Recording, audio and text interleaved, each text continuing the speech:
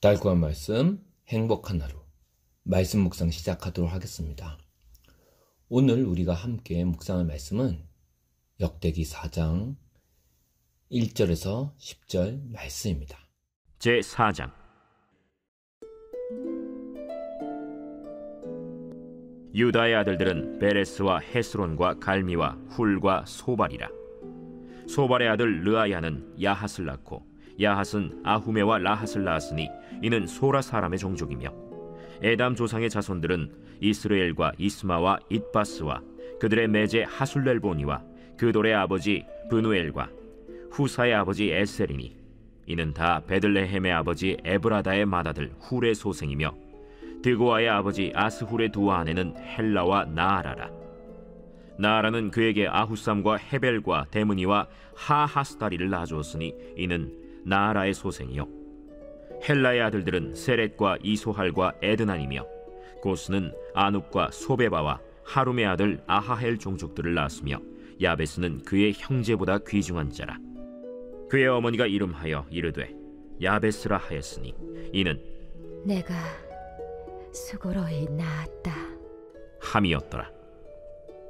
야베스가 이스라엘 하나님께 아뢰어 이르되, 주께서 내게 복을 주시려거든 나의 지역을 넓히시고 주의 손으로 나를 도우사 나로 한난을 벗어나 내게 근심이 없게 하옵소서 하였더니 하나님이 그가 구하는 것을 허락하셨더라.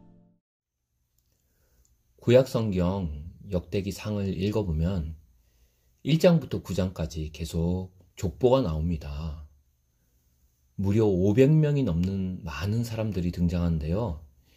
이런 성경 말씀들은 사실 읽어도 별로 은혜되지 않는 것 같은 느낌이 들기도 합니다. 그래서 도리어 지루하기까지 하죠. 그래서 많은 분들이 이런 이름들이 많이 나오는 족보 부분을 그냥 건너뛰기도 합니다.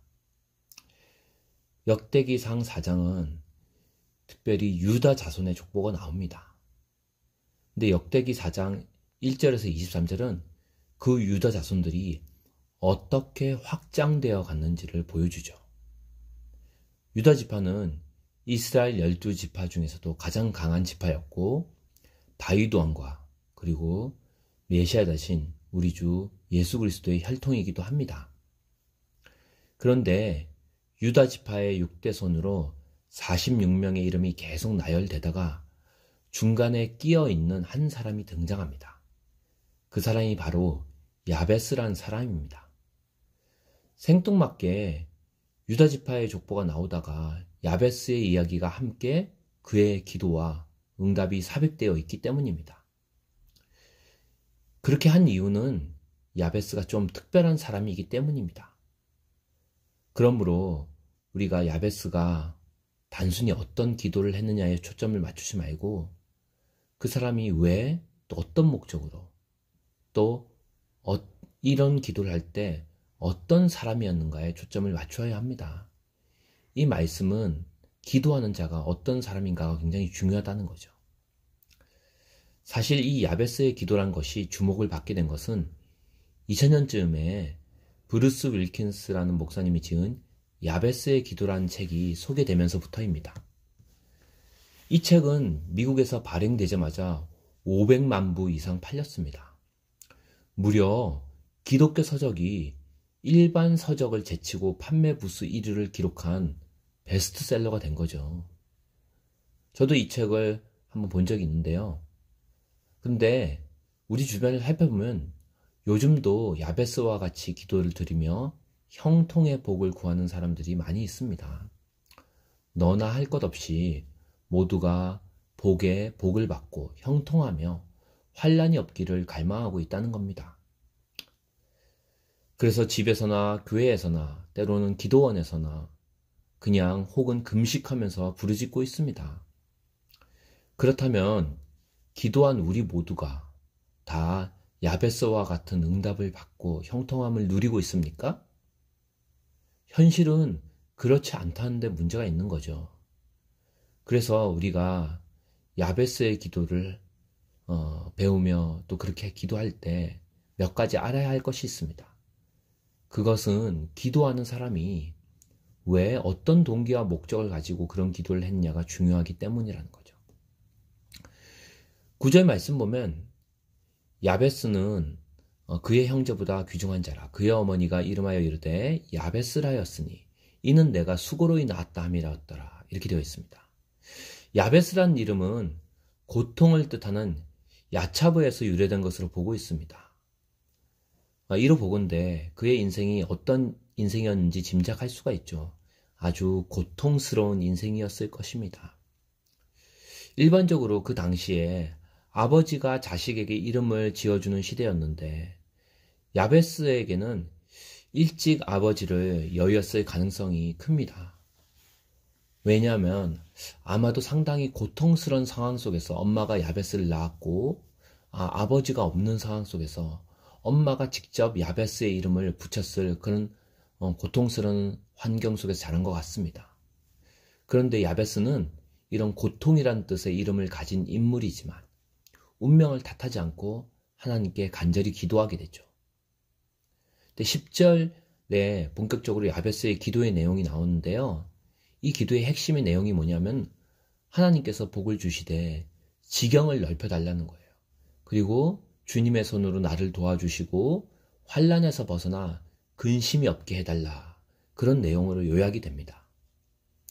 어떤 분들은 이 야베스의 기도가 단순히 복만 바라는 번영신학적인 관점이라며 부정적으로 보기도 하는데요. 성경은 야베스의 기도를 분명히 싣고 있습니다. 그리고 오히려 하나님이 주시는 복을 적극적으로 구해야 함을 강조하고 있다는 거죠. 물론 우리의 기도가 잘못된 동기나 종역적인 그런 욕심을 이루기 위해 행해져서는 안 됩니다. 하지만 우리가 하나님을 경외함으로 주님이 주시는 약속과 복을 구하는 것은 오히려 하나님의 자녀로서 또 신자로서 건강한 믿음의 표현인 거죠. 근데 우리가 이 야베스의 기도를 볼 때 어떤 상황, 어떤 문맥인지를 보는 게 너무 중요합니다. 역대기상 4장의 문맥에서 볼 때 야베스는 유다 지파의 후손인 것이 분명하죠. 그런데 당시에 유다 지파는 약속의 땅을 모두 정복하지 못한 상황이었습니다. 그래서 하나님의 약속, 하나님 나라의 관점에서 유다의 지파에게 주시기로 약속하신 땅을 남김없이 모두 차지하고 정복할 수 있도록 해달라는 간절한 그런 믿음, 소원이란 관점에서 야베스의 기도를 봐야 한다는 거죠. 유다 지파의 자손인 야베스 또한 자신에게 약속된 그 땅을 온전히 차지할 수 있도록 하나님께 간구한 내용이 바로 야베스 기도의 주 내용인 거예요. 단순히 복달라는 기복신앙이 아닌 겁니다. 약속의 땅을 주시겠다고 하는 것은 야베스의 기도이기 이전에 하나님의 약속이라는 거죠. 그리고 하나님의 약속에 대한 믿음의 표현으로 야베스는 그 땅을 차지하게 해달라는 겁니다. 그리고 이 약속의 땅을 차지하는 과정에서 가나안 족속들과의 전투로 인한 위험이 당연히 있겠죠. 그때 하나님께서 그런 전쟁의 환난과 위험으로부터 안전하게 벗어나 평안하게 해달라고 기도할 수밖에 없었던 거예요. 그러므로 야베스의 기도에서 복에 복을 더하사란 표현은 단순히 복을 달라는 기복신앙이 아니라 이 땅을 차지하게 해달라는 정복전쟁을 통해 하나님이 유다 지파에게 약속하신 그 약속의 땅을 온전히 차지할 수 있게 해달라는 간절한 믿음과 소원이 담긴 강조의 표현인 겁니다. 결국 이런 야베스의 간절한 염원이 담긴 기도는 하나님의 응답을 받게 됩니다. 그리고 후에 실제로 다윗과 솔로몬 시대에서 이스라엘 왕국의 건설을 통해 완전히 성취되기에 이르게 되죠. 오늘날도 마찬가지입니다. 우리 하나님의 자녀가 단순히 복을 바라는 기복적인 기도 응답의 모형으로 야베스의 기도를 쓰는 게 아닙니다. 야베스는 하나님의 약속에 근거해서 하나님의 뜻이 자신의 삶에 이루어지길 바라며 기도했습니다. 그래서 하나님이 말씀하신 대로 약속의 땅을 차지하게 하시고 모든 위험으로부터 자신을 지켜달라고 믿음으로 기도했던 거예요. 우리도 역시 우리의 삶에 하나님의 나라가 이루어지도록 기도해야 합니다. 그리고 모든 환난 속에서 우리 주님이신 예수님이 우리와 함께 하시고 또 하나님이 약속하신 대로 우리를 모든 위험으로부터 지켜달라고 기도할 때 오늘 야베스의 기도대로 하나님이 그가 구하는 것을 허락하셨더라 라는 그런 축복이 있기를, 또 약속의 성취가 있기를, 기도의 응답이 있기를 주님의 이름으로 축원합니다. 오늘의 말씀 적용. 우리의 삶에 하나님의 약속이 이루어지지 못한 부분이 어디인지를 보고 구체적으로 그 약속이 이루어지도록 기도하는 시간을 가집니다. 오늘의 말씀 기도. 주님, 저에게 복을 주셔서 하나님의 나라가 이루어지고 주의 손으로 저를 도우사 환난을 벗어나 근심이 없게 하옵소서.